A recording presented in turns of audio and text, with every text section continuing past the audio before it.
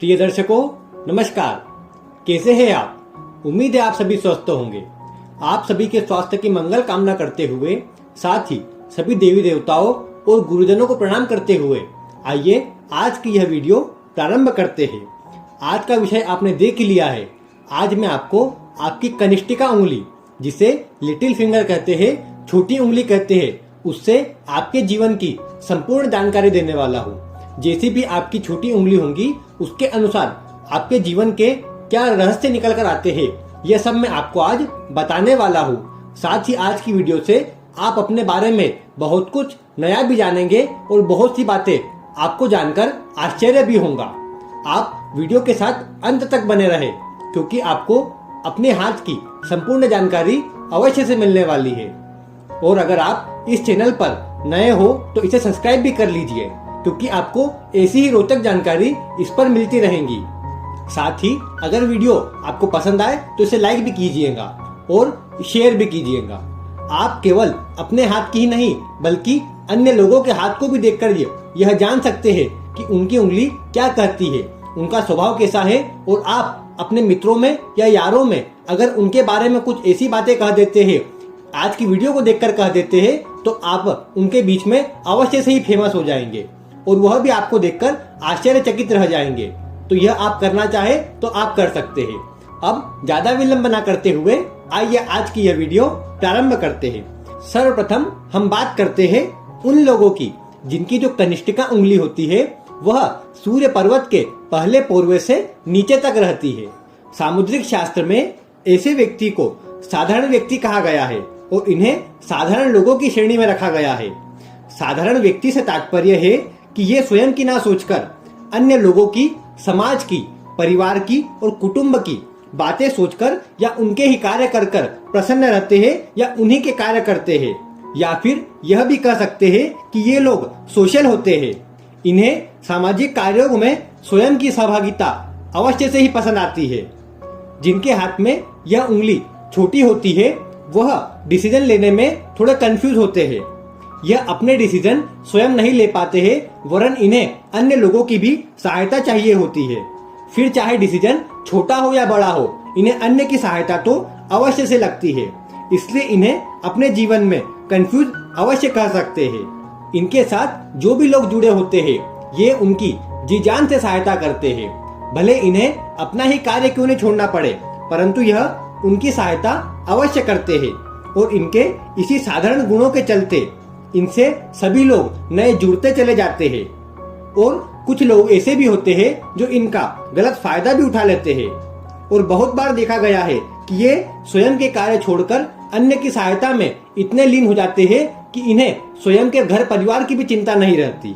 अगर हम इनकी सफलता की बात करें तो इन्हें जीवन में सफलता अवश्य मिल जाती है, लेकिन इन्हें सफलता का इतना मोह नहीं रहता है। इनका मन तो दूसरों की सहायता करने में ही प्रसन्न रहता है। और अगर इन्हें सफलता चाहिए भी तो उसके लिए इन्हें अधिक प्रयास करना पड़ता है, जो अधिकतर ये नहीं करते हैं, क्योंकि यह तो दूसरों की सहायता और परोपकार में इतने लीन रहते हैं कि अन्य बातों की इन्हें परवाह ही नहीं रहती है। और ऐसी स्थिति में इन्हें शास्त्रों द्वारा यही सलाह दी जाती है कि ये थोड़ा स्वयं के विषय में भी सोचा करें। और अगर स्वयं के बारे में सोचेंगे, स्वयं की सफलता के लिए सोचेंगे, तो इनके लिए ज्यादा अच्छा रहेगा। और इसलिए इन्हें शिव जी की पूजा करने को भी अवश्य से कहा जाता है। साथ ही अगर यह गायत्री मंत्र का जाप करते हैं तो इनके लिए और भी श्रेष्ठ रहेगा। इससे इन्हें आत्मिक शांति प्राप्त होगी और साथ ही अच्छे और बुरे में यह परख भी कर पाएंगे। अगर यह दो कार्य करते हैं तो इनका जीवन श्रेष्ठ ही नहीं बल्कि सर्वोत्तम हो सकता है, क्योंकि इनमें जो दूसरों की भला करने की प्रवृत्ति होती है, उसके चलते इन्हें भी ईश्वर भी अपनी कृपा दृष्टि अवश्य दिखाते हैं और इन्हें जीवन में सब कुछ हासिल करवाते हैं जो यह चाहते हैं। तो अगर आप भी अभी तक परेशान चल रहे हैं तो आप यह छोटे कार्य करना अवश्य प्रारंभ कर दीजिए। ऐसा करने से आपका पूरा जीवन ही बदल जाएगा और आप देखेंगे कि इस छोटे से कार्य से आपके जीवन में जो सकारात्मक परिवर्तन हुए हैं उसका लाभ आपको स्वयं भी मिल रहा है और उससे आपसे जुड़े लोग भी लाभान्वित हो पा रहे हैं। अब आगे हम बात करते हैं ऐसे लोगों की जिनकी जो छोटी उंगली है वह प्रथम पूर्वे के बराबर की है। जैसे कि आप चित्र में देख पा रहे हैं। तो अगर ऐसे लोगों की बात की जाए तो यह बातों के बहुत धनी होते हैं। बातों के दम पर अपना सभी कार्य यह बनवा लेते हैं। साथ ही इनमें तर्क शक्ति बहुत अधिक देखी गई है। यह लोग किसी भी कार्य को करने लगे तो पूरे जी और जान से करते हैं, लेकिन उसका अगर इन्हें आनंद नहीं आता है या उस कार्य में इन्हें आनंद नहीं आता है तो यह उसे तुरंत ही छोड़ देते हैं और अपना मन उससे हटा लेते हैं। कई बार देखा गया है कि ये लोग अपना कार्य तो करते हैं, लेकिन उस कार्य में थोड़ी भी ऊंच नीच होने पर यह उसे तुरंत ही छोड़ देते हैं और फिर वापस उसे पुनः प्रारंभ करने का विचार भी अपने मन में नहीं लाते हैं। जब तक कोई कार्य इनके मन मुताबिक और आनंद पूर्वक चलता रहता है तब तक यह उसे अवश्य करते रहते हैं, परंतु जहाँ कुछ खराब हुआ इन्होंने उसे तुरंत ही छोड़ना है। यही इनकी एक बड़ी प्रवृत्ति होती है। कार्य में कुछ भी ऊंच नीच हो जाती है तो यह बहुत जल्दी हताश और निराश भी हो जाते हैं। और इसका भी एक प्रमुख कारण है कि यह लोग थोड़े से आलसी प्रवृत्ति के होते हैं। कोई भी कार्य को यह समय पर नहीं करते। समय का इन्हें कोई मोल नहीं होता है। यह दूसरों को तो टाइम दे देते हैं, परंतु खुद उस समय पर बिल्कुल भी नहीं पहुंचते हैं। साथ ही इनकी जो काल्पनिक दुनिया होती है वह बहुत बड़ी होती है। ये दिन प्रतिदिन एकदम अजीब और नई बातें सोचते रहते हैं। इनके सामने बैठा व्यक्ति भी यह बता ही नहीं सकता है कि यह क्या सोच रहे हैं। आपको लगता होगा कि यह आपके साथ बैठे हैं, परंतु इनका मन कहीं और ही विचार कर रहा है। यह सदैव अपने मन के जो घोड़े हैं उसे दौड़ाते ही रहते हैं। रोज यह एक दिन में क्या करना है उसकी प्लानिंग करते हैं और जब तक इनकी प्लानिंग चलती है तब तक वह दिन बीत जाता है। यही इनके डेली शेड्यूल में चला करता है, जिससे इन्हें उभरने की जरूरत है और कोशिश करना चाहिए कि ज्यादा प्लानिंग ना करते हुए थोड़ा एक्शन की ओर भी ध्यान दिया जाए। इनका जो स्वभाव होता है वह अन्य लोगों से मिलने जुलने वाला रहता है।